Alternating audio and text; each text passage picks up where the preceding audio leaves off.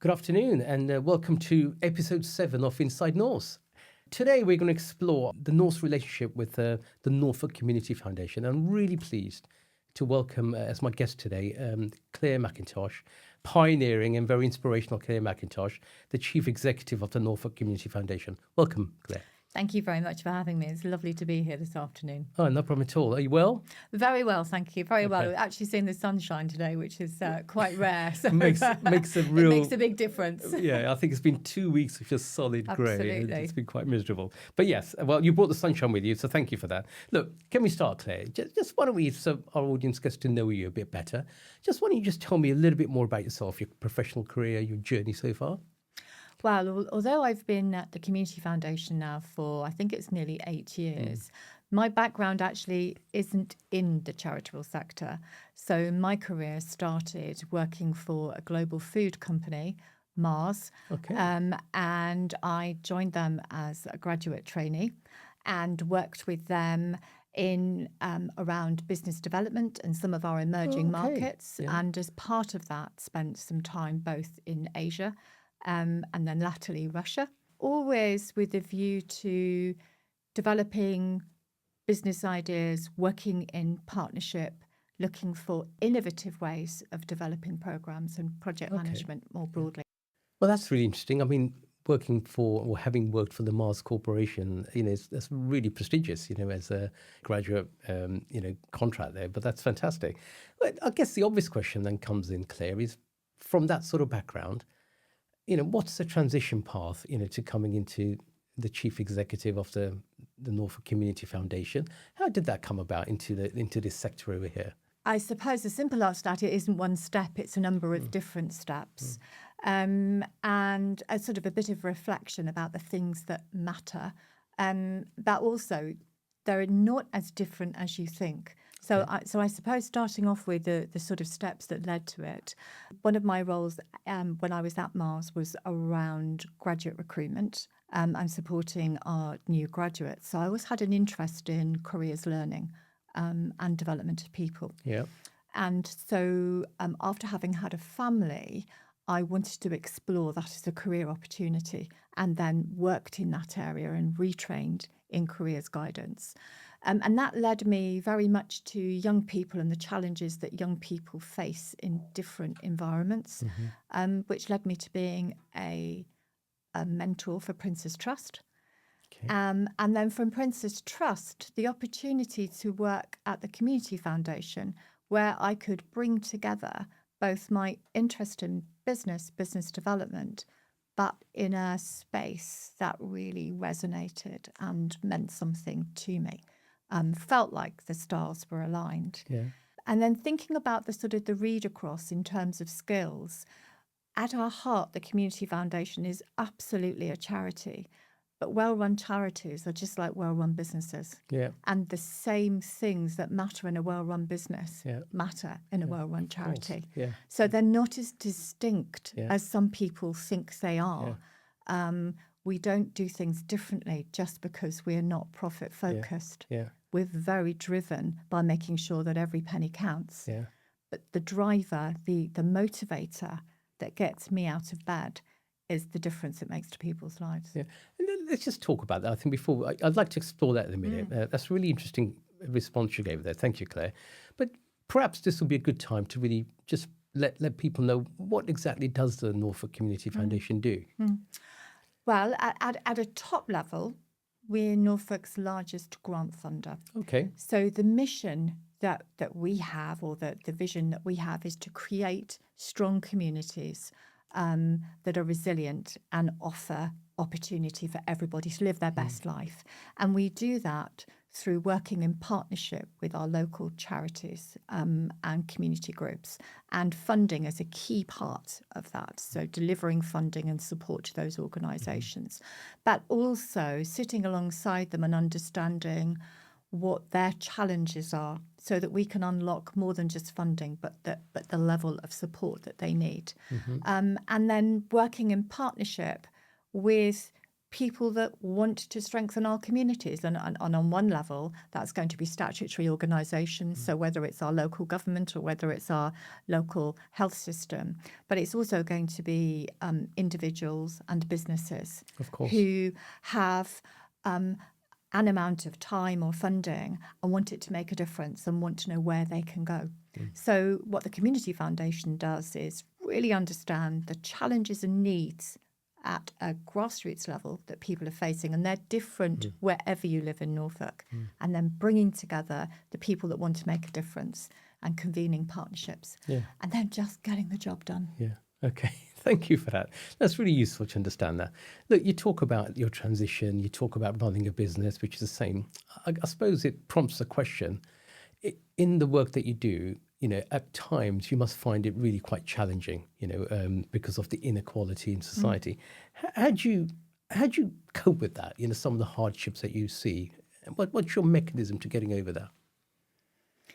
I'm not sure I ever make peace with it as a start point, because you do, in my role and as a team, we do see and hear from our funded projects the real challenges that people are facing across Norfolk, and so often they're masked. Yeah, so often you don't know or understand, and can't imagine putting yourself in that person's shoes and the challenges they face. So that knowledge is always concerning.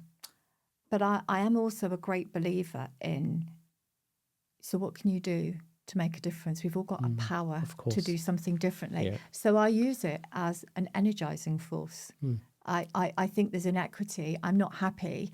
I can do one of two things. I can complain about a wider system. I could complain about, many things that are out of our control, the global economy. Or I can say, okay, so what are we going to do right here, right now? And I use it to drive what I'm going to do right here, right now, today. Fantastic. Thank you. That's a really inspirational answer. Thank you for that, Claire. Look, we've talked about your life so far. We've talked about how you got involved with the foundation, your transition. Before we move on, it'd be remiss of me not to offer you congratulations for your MBE that you were awarded in the King's Birthday Honours List last year. When did you find out? Or how did you find out? How did I find out? I found out by letter, and you find out about a couple of months before it becomes official, and you're not allowed to tell anybody. So a couple of months, a couple of months. So you can imagine it was a real challenge. So this envelope arrived, and there was something formal about the envelope which looked a little bit different. But then on occasion in my job, I do receive posts, so I wasn't alerted to it being what it was, and I distinctly remember a sort of a Sunday, and my husband had gone to watch Norwich City play at the football club, and I thought, well, I've seen that envelope. I'm not going to open it yet. I'm going to do the washing and all the usual mundane things, and then I sort of made a coffee and thought, right, well, I'll open it now and just see what it was. And was totally blown away because it was the last thing I was ever expecting. and you have to keep rereading it to make sense of it. Is this actually happened? And then I'm not allowed to say anything for 2 months. And that was the biggest challenge of all, because you're desperate to sort of, sing from the rooftops. Yeah, of course. Why? I mean, something I'm not sure, but not that I would get it. But if I did, I'm not sure I could have kept that secret. But well done to you for doing that. But why do you think? What was the reason for you, in your opinion, why you think you were awarded that honour? Well, when you're awarded it, you're told for what reason. So I was awarded it for services to Norfolk charities and also business development. Okay. And then you have a phone call to look at before it's actually made public, all of the information that they had to make that award. And I think a lot of it would have been about the growth of the work of the Community Foundation, for which I represent a team of people that do incredible things. So this was very much a recognition of the work the Community Foundation has been doing over the last, what is now 20 years. And then in parallel, in terms of the business development space, it was around skills and the support of the skills system more widely. So I think it was recognising some of those partnerships that come together. Yeah. But definitely in terms of the Community Foundation, I really felt that it was marking some of our achievements, and in particular post-COVID, and thinking about some of our food programmes and the difference that they've made to local people. Well, thank you. Well, many congratulations again. And as expected, it was you're very humble in your approach to that. Thank you, Claire. Look, just turning to one of your programs at the Community Foundation, you've got the Nourishing Norfolk program. Would you mind just trying to explain to us what's that trying to deliver, and what's behind it? What are you trying to achieve? And that's now a huge programme making really big difference across Norfolk. And I think it's probably worth tracking back and looking at how it began. And the Community Foundation were very involved in providing grant funding to charities and organisations in response to COVID during the crisis. And charities are always very responsive to the immediate need. And what we were finding is that so many of our charities were saying, we're desperate for some funding around food because some of the people that we support are really struggling to access food at a price they can afford. So the programme began by taking that problem and saying, well, what could we do? This is clearly, we can tell from our grant data, this is a problem that's affecting all of Norfolk, in our city, on our coastline, in our rural villages. We can tell that people are struggling to afford to pay for food reliably and regularly. And so we piloted something called a social supermarket in Thetford. Very basic idea to have a food offering, a little bit like a convenience store, where individuals who live in that area who are struggling can go to that convenience store and save just enough money on just enough lines of food to be able to get by and to prevent crisis. It was so enormously successful in terms of the numbers of people that needed it and were benefiting from it that we scaled that programme and developed it. But the concept was always from the beginning, if someone is struggling with food and putting food on the table, it's symptomatic of a much bigger problem. Of course. So let's tackle the critical issue, because without food you won't survive. Let's spend time with people and let's understand what the other challenges are that have led them into that space in the first instance. Oh, absolutely. I think that's really right. And, when you think about it, that shouldn't be happening in a country like this in today's world, should it really? No, and not in a food-producing region like Norfolk. Exactly. It just shouldn't be possible. It shouldn't be possible. But it is. Yeah. Would you mind explaining for everyone what's the clarity and the difference between the food hub and a food bank, which is food banks is what you hear about all the time. But I think it's important for our listeners to understand the difference. And very difficult for people to understand that difference, because sometimes they're sort of interchanged, the vocabulary is interchanged. Food banks are essential. They provide crisis response when there is nothing in the cupboard. Right. So I can't eat tonight. I need emergency support. And food banks, in the main, in order to access support from a food bank, you will have been directed to the food bank by a professional. So it could be a health professional, it could be somebody within a school setting, for example, who recognises this is a family or an individual in crisis, and we need to give them the support that they need in this moment of crisis. What a food hub is a space in a local community setting. Could be, some of them are in churches, some of them are in village halls, some of them are standalone buildings. It's a space run predominantly by volunteers with a food offering that is very similar to a convenience store. that enables you to go in because you live in the area and to shop regularly and save about 50% of your food budget. Wow. Yeah. So what it does is it means if you can use a local food hub, and just by being somebody in the community that's struggling, you can use that food hub. If you can use it, then what you can do is prevent the fall into crisis, Yeah. because it enables you to manage your bills on a regular basis. Of course. The important thing is as well that you can walk in and all you need to say is, I live here, and show that you live in that area. So you don't need to evidence that you're in crisis. And that was a really important distinction for us, because how do you rebuild confidence Yes. when you've had to prove that you are, Yes. everything has fallen apart? Yes. The downside of that is that people less aware with our programme will say, surely people are using food hubs when they don't need to use food hubs. And on rare occasions that does happen. But normally when they walk in and they understand what it is the food hub is, most people actually will recognise that and not try to take advantage of it.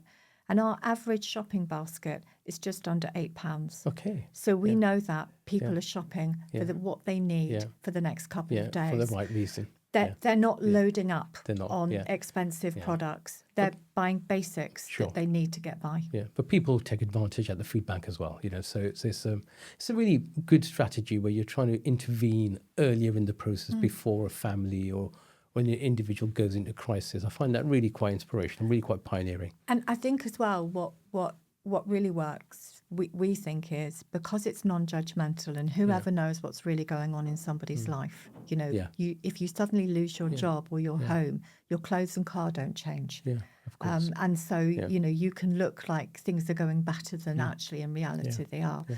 But that non-judgmental approach and the belief that for most people, if you expect the best of them, they actually behave in the way that you would hope. Most people aren't trying to cheat a system. Yeah, of course. And if your start point is to believe in the positive in people. Yeah, the positive in people. It's amazing. People do behave positively back. They do. And most people do. Most people do. And most to of the time. design a system around the very few that don't is so punitive for the vast majority that do. Yeah, of course.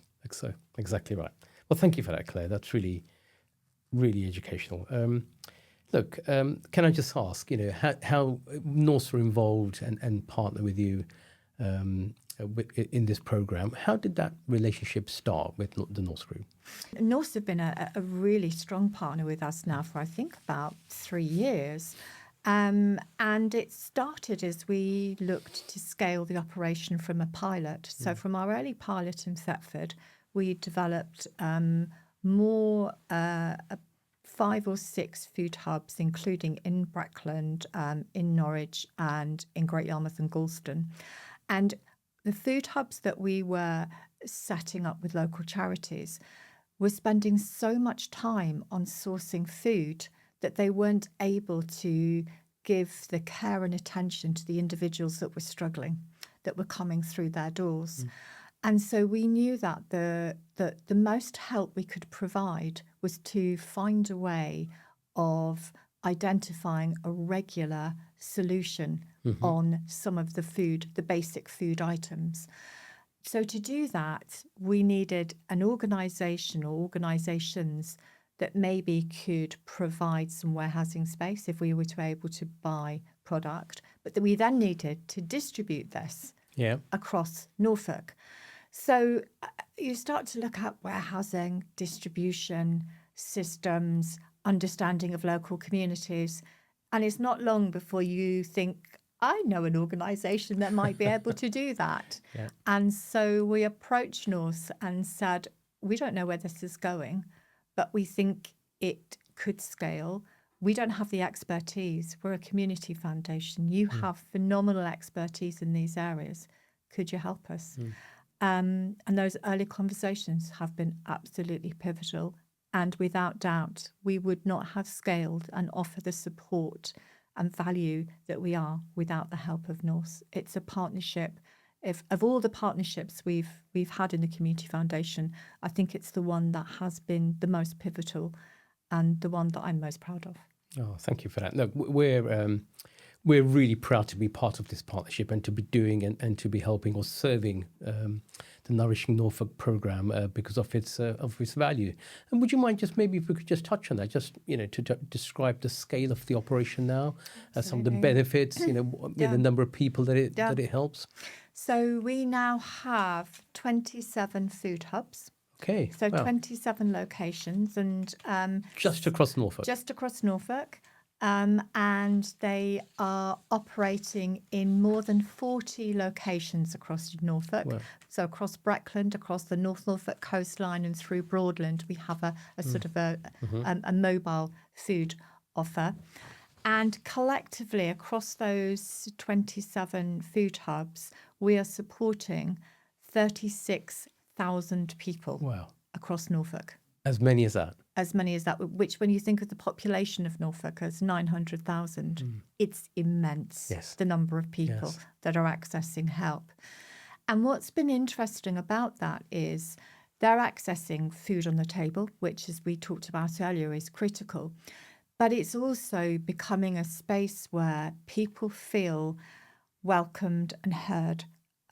We are very fortunate to have some evaluation funding from the lottery to look at the impact of this. And that work has currently been undertaken by UEA. And while we won't have the full findings until the summer, one of the very early findings that they have is the absolute importance in our communities of people being heard. And the number of people that have said, being able to go to a place where I'm not a number, I'm not a challenge, I'm me, and someone listens, has been life-changing. I bet, yeah. And from there, some of the people that have needed help have started to volunteer. Some have moved on and now have paid roles and jobs, which they never would have thought possible. So it's really about a community coming together to care, nurture and support each other, and what a difference that makes. So much wider impact than just much wider. Yeah, just so the much food. Wider. Yeah, but in terms of this role and what the program delivers, we were talking earlier on about maybe some of the educational benefits. Do you get into that in this non-judgmental environment? I think what the food hubs offer is that sense of support from which you can build. So I think there's lots you can build from it. We are already seeing health benefits and change because if you don't have to worry about buying food and you can afford it, the next step is I could actually choose what I want and maybe choose to eat differently. But it takes time. Yeah. If you start to feel that life is no longer as turbulent, you can start to think about, I wonder if I could retrain. I wonder what skills I have. So we're seeing all of those things begin. I really believe that community heart and strength is important for all of our communities. And I do think it offers opportunity for real prevention and support before things become overwhelming for individuals. So I think what we have in Norfolk is quite unique, and we're part of much larger discussions around food and food challenges nationally. And I can't tell you the number of calls and discussions and invites we have to talk around how did you get it to work? How did you get this distribution? And it all is underpinned by the distribution. You know, how does that happen? Yeah. But it's been a program now that has inspired similar activity as far away as, both the US and Australia. Yeah. So, it's attracting real attention for the difference that it's making and the lives and the challenges that it's helping people to overcome. Yeah, that's really, really interesting. I think, making wider behavioural changes. And, it's something that we try and do in our business at Norse, try and give solutions where we can either, apply earlier intervention before something becomes a problem, or just prevention. I think if those strategies are followed, I think society could be a much Yeah. healthier place, Completely. And we see that across all of that Yeah, work, I all can of our see work, that. not just around food, around youth, mental health, around anything. If we can actually get to the heart of a problem and sit alongside someone and understand what they want to achieve, then downstream when it's costly and the Too late. individual and too late often, Yeah. what's the sense in that? Yeah, exactly. Well, thank you for that. I think that's really inspirational. Look, you've done this in Norfolk right now. You touched on the US and so on. What's next for the Norfolk Community Foundation or the Nourishing Norfolk program? Where do you see this going? What are the next stages that you'd like to build on? You talk about some of the threads of work you're doing with the UEA, but what else? I think for us, if we think first off around Nourishing Norfolk, embedding our learning and being able to share that across a wider system, and that's where the UEA evaluation is going to be absolutely pivotal. So we're looking forward to sharing that with leaders across both Norfolk and across the country, and we've certainly engaged with our local MPs, for example, around this discussion. What is it? How does this inform a wider system? So I think that is our sort of most important piece. Food security in Norfolk, we believe, needs to be owned by a wider partnership. Yes. And so bringing together other people to care and support that work, because it needs to be a real focus for our communities. It's not changing. Cost of living isn't changing. So, we need to look at this as a wider system. So advocating for that wider system, which we have been for the last few years, but continuing to focus on that, bringing people together.